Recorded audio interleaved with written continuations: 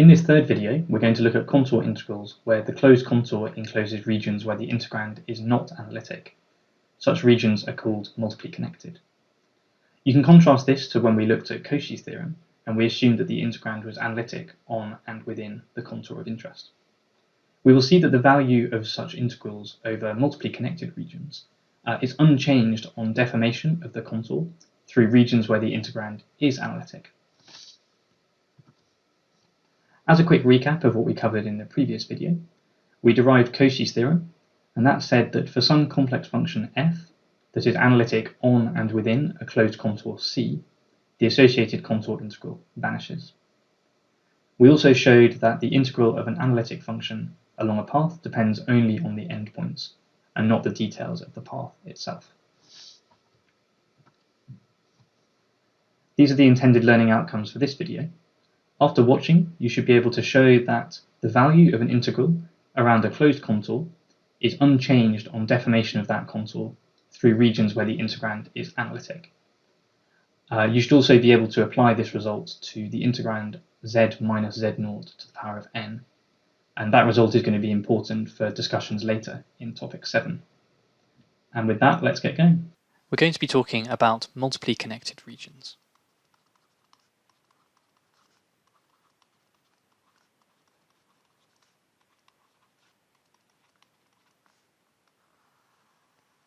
These are essentially regions that are not simply connected. So we're now going to have regions where the function of interest is not analytic. In the previous video, when we were dealing with Cauchy's theorem, we assumed that our contour integral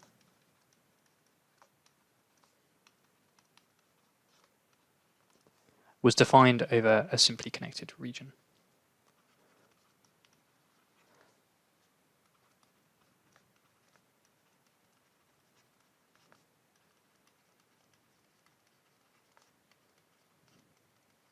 And as a reminder, a simply connected region is one of analyticity of the function.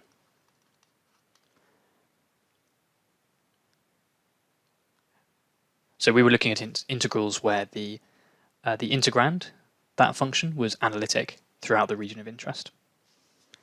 What about contour integrals in multiply connected regions? Well, for contour integrals in multiply connected regions,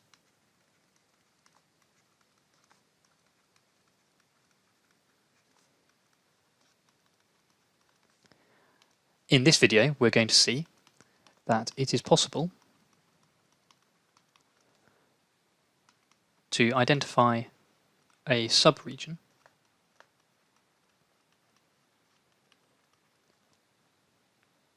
that is simply connected.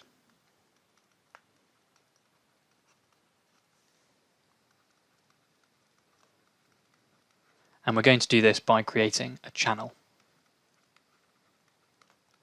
And this will become clearer throughout this video.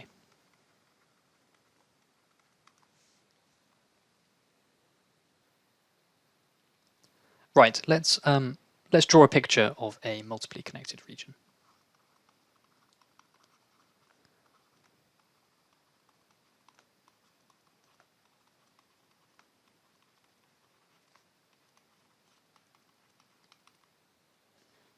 As usual for this picture, we're going to give ourselves a set of axes.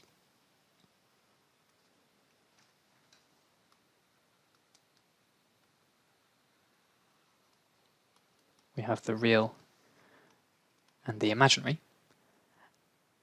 And we're going to insert some regions of non-analyticity of the function that we're interested in integrating.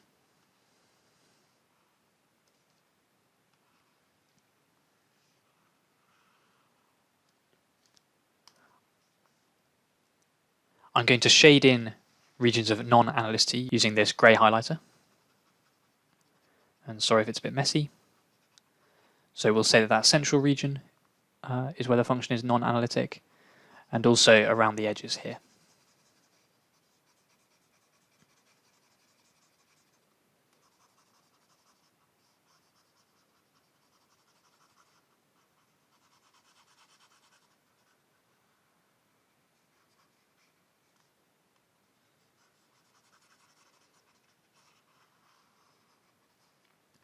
Sorry, that's not particularly neat, but you get the idea.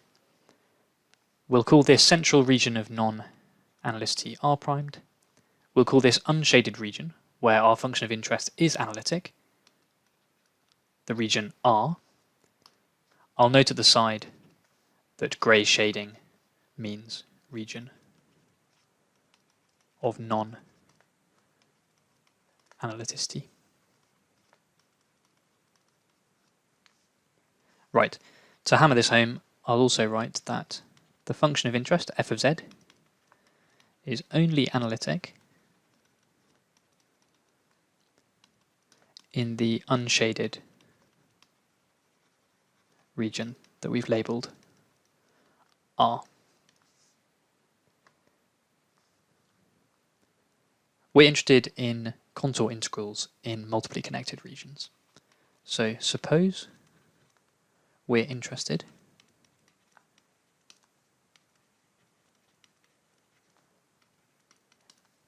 in this. The integral along a closed contour we'll call C of our function, our complex function. We're going to choose our closed contour C to be constrained entirely within the unshaded region R. It will look something like this, where we orient it in the anti-clockwise sense, and we're going to call it contour C. We'll note immediately that because this contour C encloses a region of non-analyticity, we can't use Cauchy's theorem. I'll write that below. Cauchy's theorem is not valid for the contour C because of R primed. But because the contour C encloses a region of non-analyticity. I'll note that the region of non-analyticity could result, for example, from the function not having a derivative defined there. We're now going to see how creating a channel and constructing a new contour allows us to identify a region, a subregion where this function is analytic. I'm going to take a copy of this figure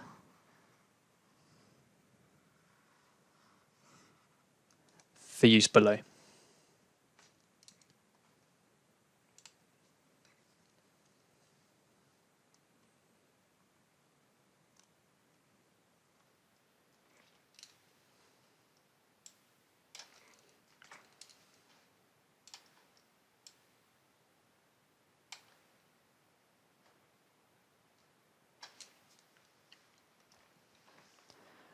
Right, we've got a copy of our diagram again. And as I said at the beginning of this video, we're going to add a channel to construct a new contour. I'll write that here. Let's add a channel and construct a new contour using this picture.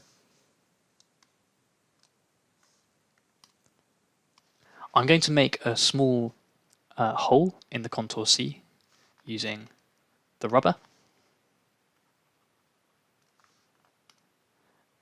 And I'm now going to add a few more lines to this path. The first one I'm going to do in green goes from the outside towards the inside, oriented in that direction, and labelled C1.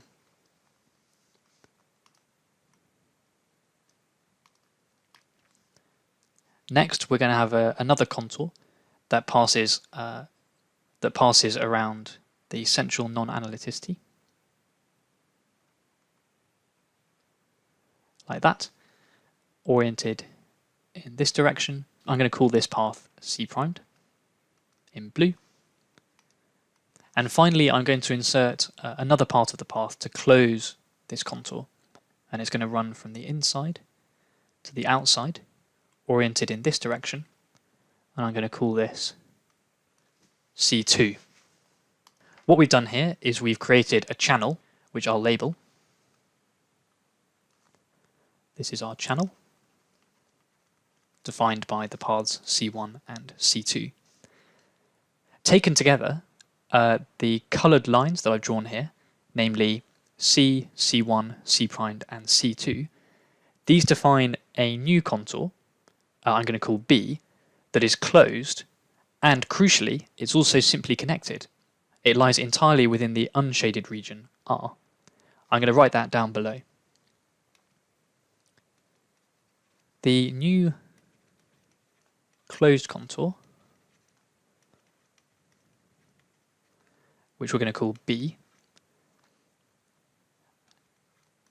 consisting of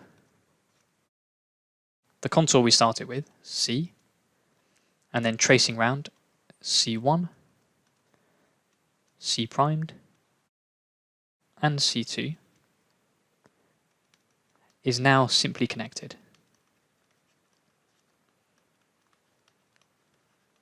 In the region we've labelled with the letter R. In other words, it contains no regions of non-analyticity.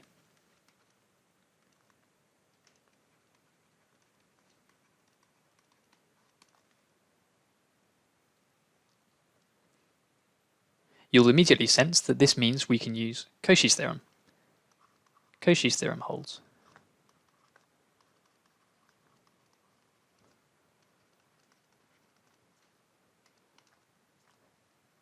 That means we can write the integral around the closed contour B of our function of interest, f of z dz, that equals 0.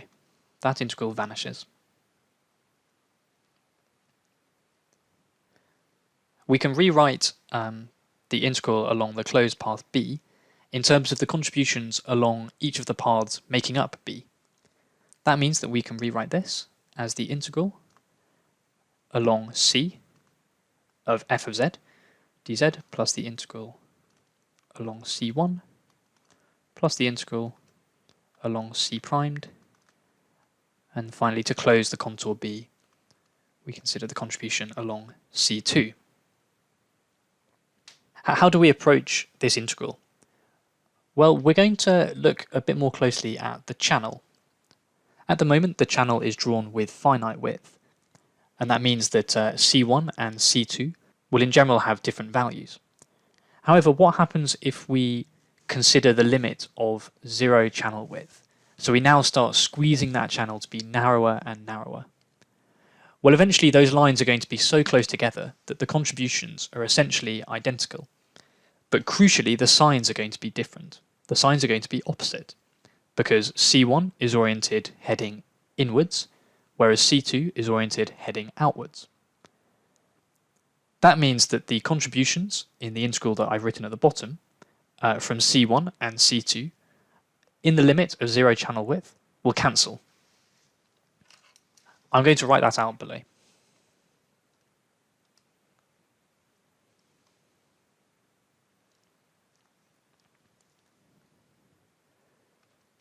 The parts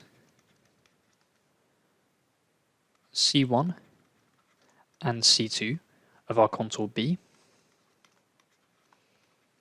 are traversed in opposite directions.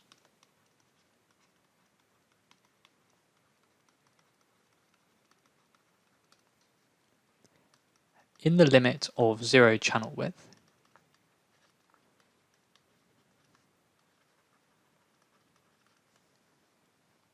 where we start shrinking it down to be infinitesimally narrow, it must be the case, it must be true, that whatever value the incoming integral takes,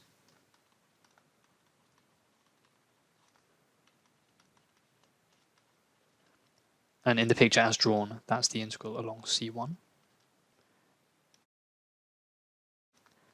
is equal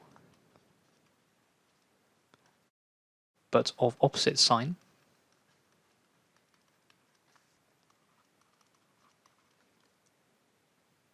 to the outgoing integral.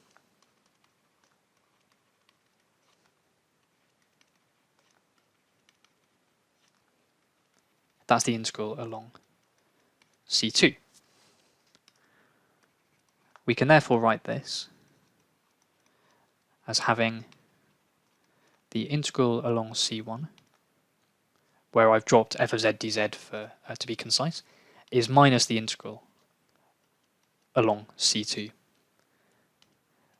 And that means that in the line towards the top of the page, their contributions cancel in our expansion of Cauchy's theorem.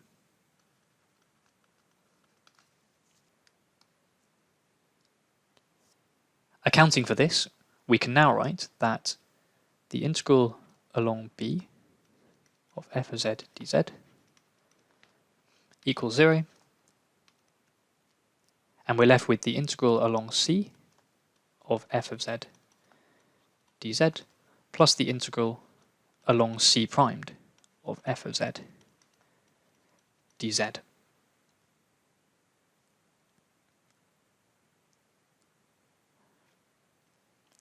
We're going to want to include information about the orientation of the paths C and C primed. So I'll just scroll back up. The path C is oriented anti-clockwise, but you'll see that the path C primed is oriented clockwise. And this is a requirement to have a consistent orientation of our closed contour B. So bearing in mind that C is traversed anti-clockwise, C primed is traversed clockwise, we can note that on the integral sign like this. C is traversed anti-clockwise, but C primed is traversed clockwise. Okay, what can we do next? Well, in the limit of 0 channel width, these integrals along C and C primed are actually going to become integrals over closed loops. Again, if we look at the picture above, that's clear because as the channel width approaches 0, the ends of path C will become arbitrarily close to each other, forming a closed loop. And similarly for C primed, as the channel width approaches 0, the ends of that path will become arbitrarily close together, and we can think of the contour as also being closed. I'll write that down below.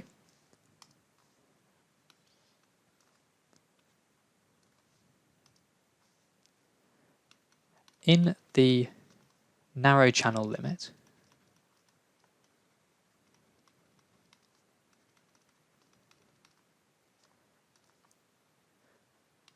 these become integrals over closed loops.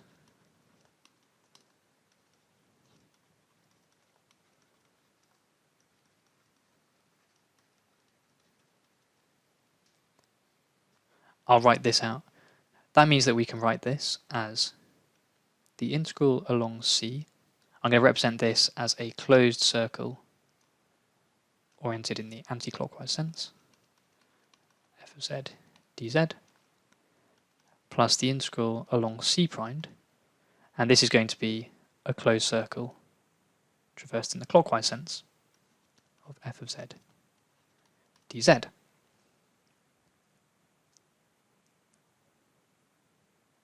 Now this second term, where C prime is traversed clockwise, we can actually put a minus sign in front of it and swap the direction of traversal. That integral changes sign if you take the path in the opposite sense. Now, accounting for the fact that C primed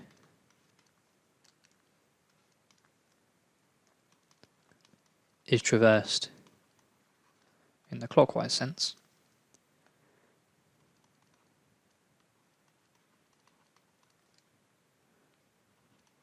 we can swap that and insert a negative sign on the integral.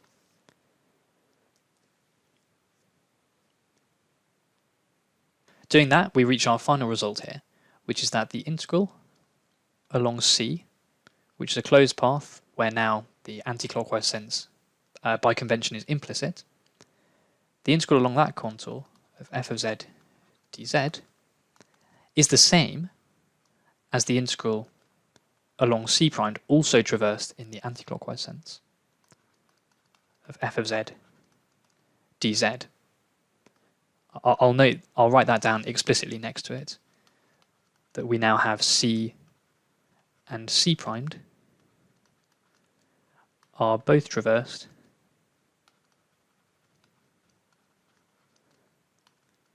in the same anti-clockwise sense. This is a really remarkable result. And I'm going to put a red box around it.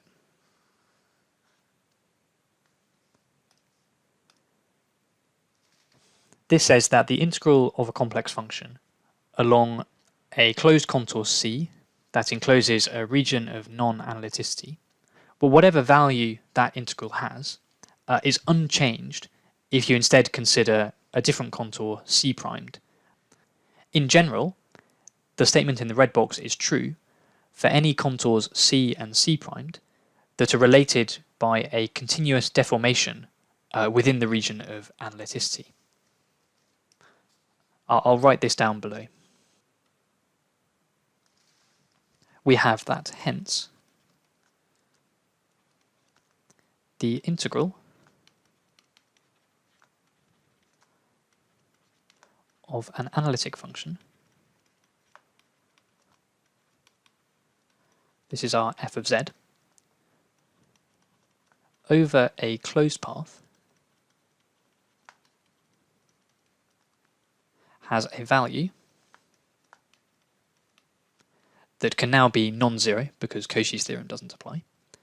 But whatever that value is, the value remains unchanged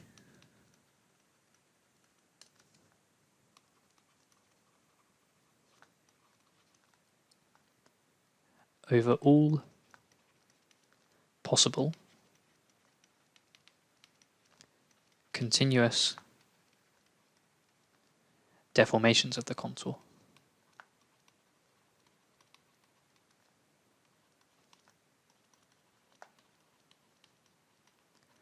With the crucial condition that those deformations are within regions where the function is analytic. So within the region of analyticity. This is another truly remarkable result in complex analysis. And I'll put these red lines here to emphasize how important this result is. We're going to end this video by looking at a really important example of this result. An important example that I'll also note will be useful later when we're looking at what value these integrals return, is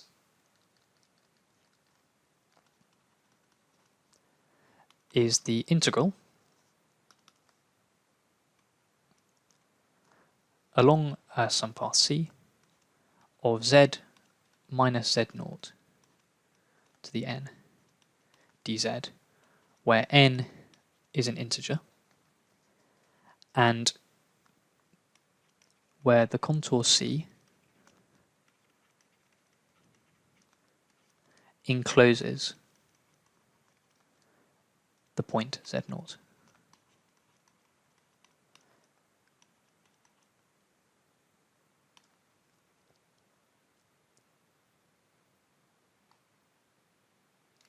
I'll draw a picture to make that absolutely clear. We have our real and imaginary axes. We have some point of interest, z naught, and the only important property here of our contour C is that it encloses this point. So it might look something a bit weird like that. This is our contour C.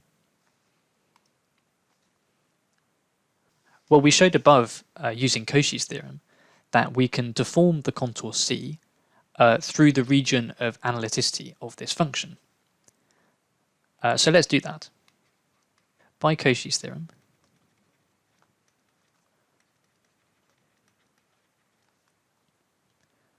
we may deform the contour C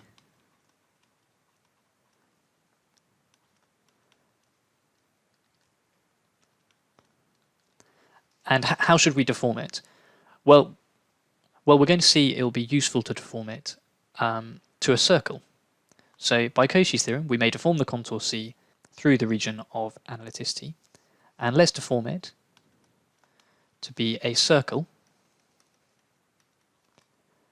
of radius rho greater than 0, and center z equals z0. We can draw a picture of this final contour.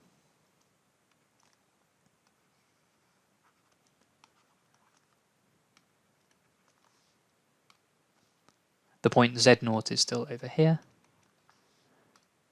but our new contour is this circle C primed of radius rho, and we know from the result in the red box above that the integral along C of z minus z0 to the n dz, the value of this integral is unchanged when we move to this new contour in green.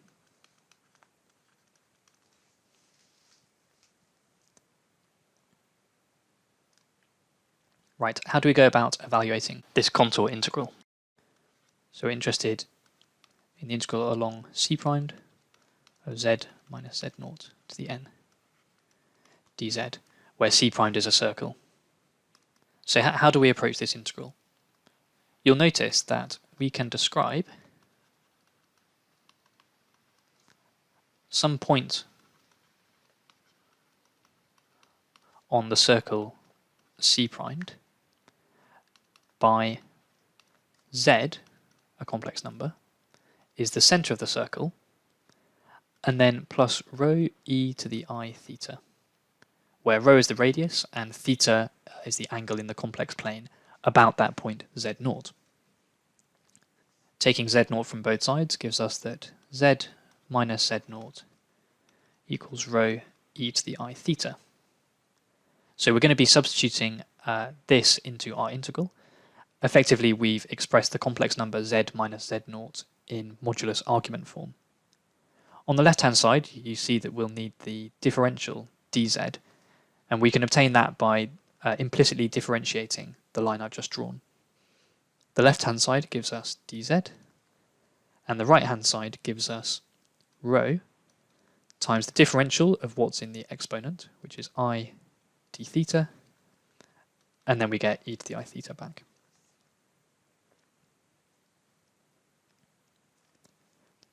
Performing this substitution on the integral,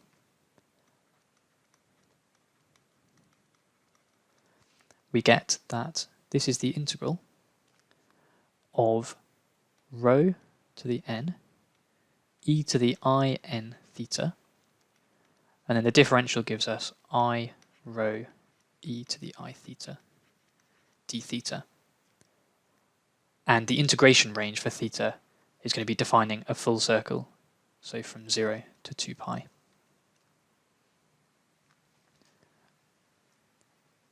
So this is an equivalent way of writing down our integral. We've now described the circle in terms of theta.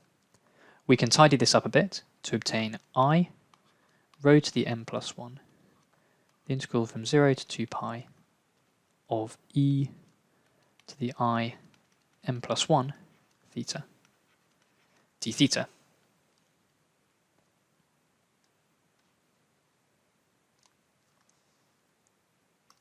There are two cases of interest for evaluating this integral.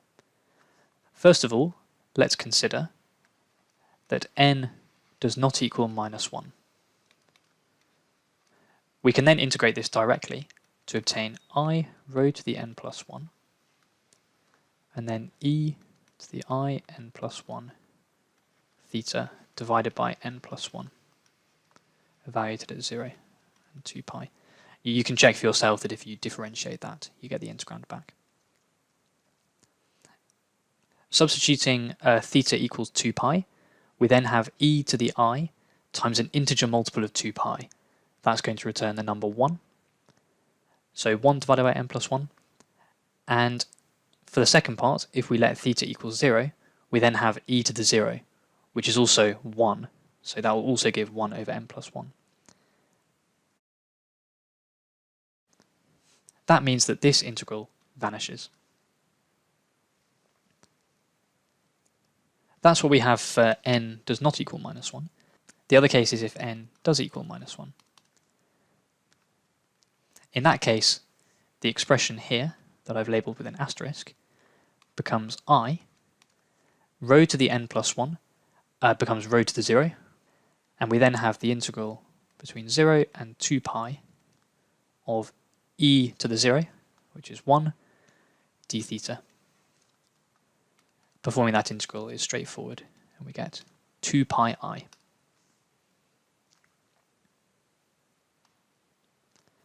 And we're done.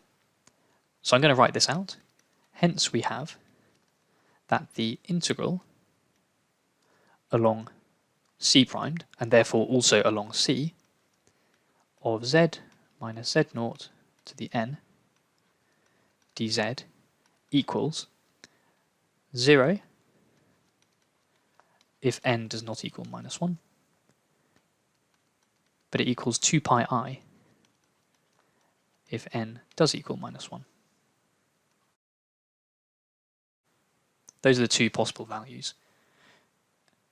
Crucially, you'll notice that this is independent of the radius rho. This is another really important result, so I'm going to put a red box around it.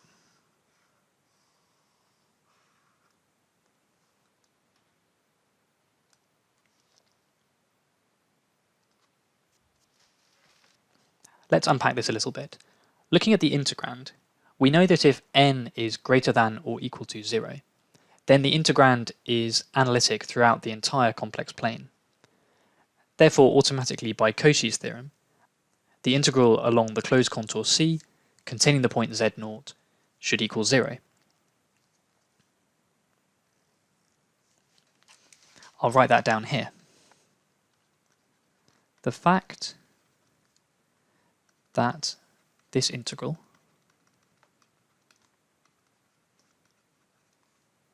evaluates to 0 for n is greater than or equal to 0 is required by Cauchy's theorem.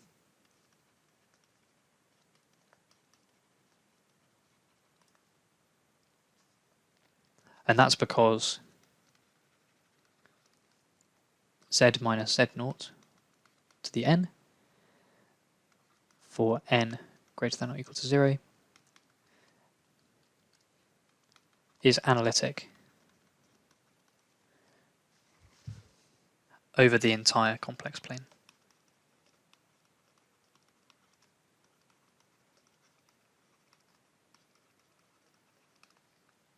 You can test for yourself that z to the n when n is greater than or equal to 0 satisfies the Cauchy-Riemann equations.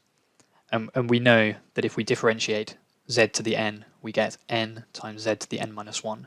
So that means the integrand is differentiable and is also single valued. So it is analytic over the entire complex plane. This might also remind you of the discussion we had towards the end of topic 3, where we saw that locally convergent complex power series can be used to define an analytic complex function.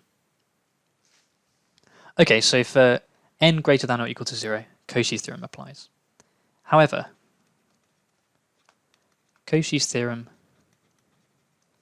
does not apply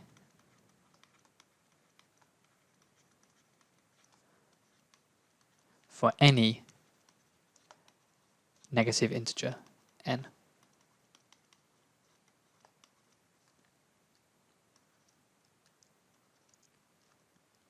And that's because z minus z0 to the n, when n is less than 0, is singular.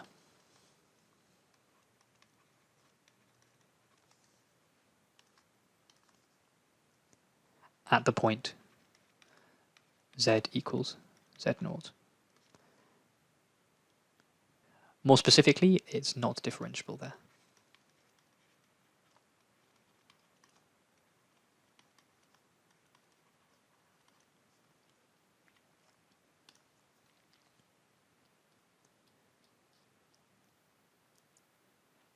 So to reiterate that Cauchy's theorem does not apply for negative integers n. But in the red box we saw that the only value of n for which the integral is not 0 is -1. So what about for the other negative values of n? So even though Cauchy's theorem doesn't apply, for example, n equals -2, n equals -3, etc., all of those evaluate to 0 apart from the special case n equals -1. And prescribing 0 to that value is nothing to do with Cauchy's theorem. I'll write that down. Note that the theorem does not prescribe particular values for the integrals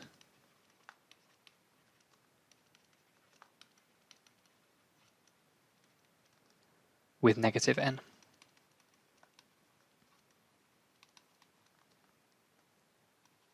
But it just so happens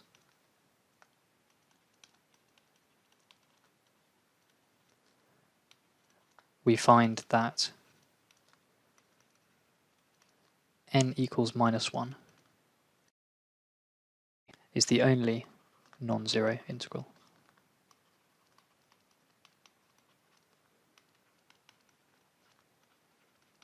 Just because something doesn't obey Cauchy's theorem doesn't mean that it can't be 0.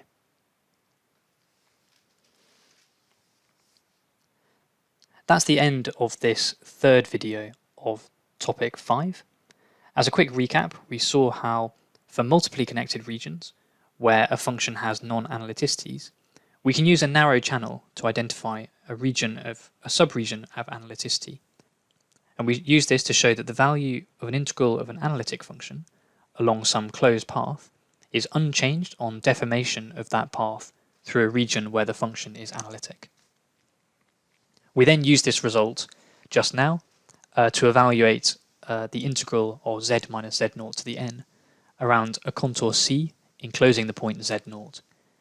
And we showed that independent of other details of the contour, and the answer depends on the value of n.